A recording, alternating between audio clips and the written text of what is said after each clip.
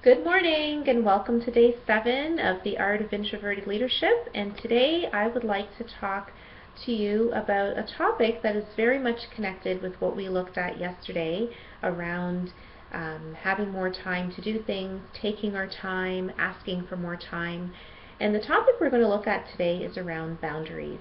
And boundaries are so important to those of us who are introverted. Many of us really thrive on having alone time, time by ourselves to process and to think, and it really energizes us when we can have that time to ourselves. And it's really important that we learn to honor and respect that quality in ourselves, because it's something that helps us to grow, it helps us to share, it helps us to learn about ourselves. And if we are in a position of leadership, we can really benefit by having this alone time in our work. And so today I want to look at 2 examples of how you can begin establishing more boundaries as an introverted entrepreneur, and how those boundaries can be really helpful in your work and or in your business. The first way I'd like you to take a look at boundaries is when it comes to working. We all have different ways that we do our work. Some of us work in groups, some of us work in very large groups, some of us work with maybe one person, some of us work completely on our own. And this message is specifically for those of you who find yourselves working with other people. We can find that sometimes we get very distracted. I know for myself, I can get very distracted when I'm hearing a lot of talking all the time, and although I do enjoy interacting with others and socializing, I really do crave some alone time. And when I'm alone, that's when my best ideas come out. My best ideas don't really come to the surface when I'm surrounded by a lot of people.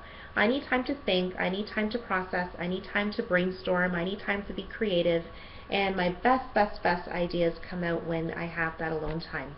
And so I want you to pay attention to the kind of work that you produce and the kind of ideas that you have when you create that boundary of alone time. And look for days in your work day or in your business day when you can really have that time alone. So perhaps it's at the beginning of your day, it could be at the end of your day as you reflect and prepare for the next day. You may need some time alone in the middle of the day, or you may be able to sprinkle some time alone throughout your day.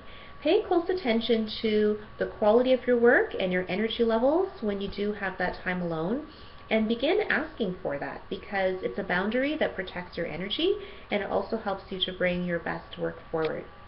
I also want you to consider boundaries when you are at events where there are lots of people.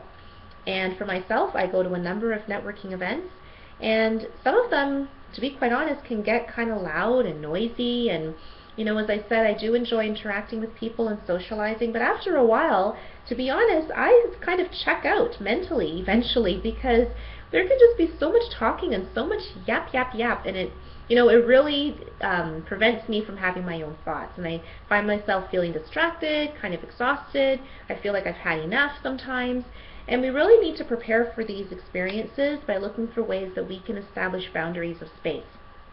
So for instance, maybe just taking a washroom break will help you to have that alone time, and that time to just walk away and come back feeling a bit more energized.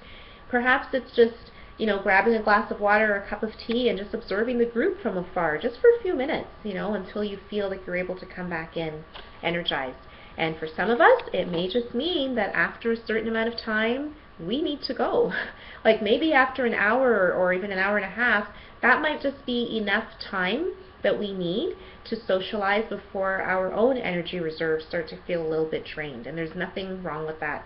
We need to honor that, because we show up as best as we can as leaders when we're coming from that full energized place, and it looks different for each of us. So really honor that and really be proud of it, because it's a signal to you when your energy levels are going down that you need that time alone. And when you have that time alone and you can come back in feeling more energized, more focused, you can be an amazing leader for those who you resonate with and who you click with. It's just about self-care. It's a different kind of self-care, really paying attention to how much socializing we need, how much interaction from others we need, and just realizing that we need to pay attention to that so that we can show up the best way that we can.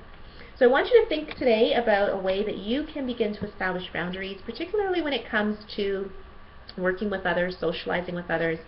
How much can you take before you really just need a bit of a break? and what are your interactions like when you are coming from that energized place, and what are your interactions like when you're really just feeling drained and tapped, and what would you prefer to experience more often? Because it really comes down to making that choice and establishing those boundaries for yourself. And that is your thought nugget for today. So I hope you're inspired to create some boundaries, and I look forward to seeing you again tomorrow. Take care. Bye-bye.